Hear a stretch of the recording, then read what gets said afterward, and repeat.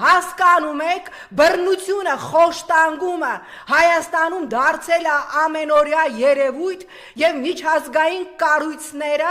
յոնջալ լափող միջազգային կառույցները լռում են։ Նախորդին ինձ ադիմել Գարեգին Ավագյան անունով քաղաքացի 22 թվականի նոյեմբերին քաղաքացին պատմում է, որ իրեն եւ իր ընկերոջը մեքենայով կանգնեցրել են Ավանի Ծարավ աղբյուր փողոցում, ինչ որ ասել են ուրա քո զենքը, ինչ որ պայուսակ են փնտրել, որից հետո մարդուն տարել են նոր նորքի ոստիկանական բաժին եւ ինչպես ինձ պատմել է Գարեգին Ավագյանը, որը կակազելով էր խոսում, որովհետեւ 22 թվականի այդ ծեծից հետո, որտեղ վնասվել է նրա ողնաշարը, Էրեբունի բժշկական կլինիկայում դաժանաբար ծեծից հետո, ասում է գցել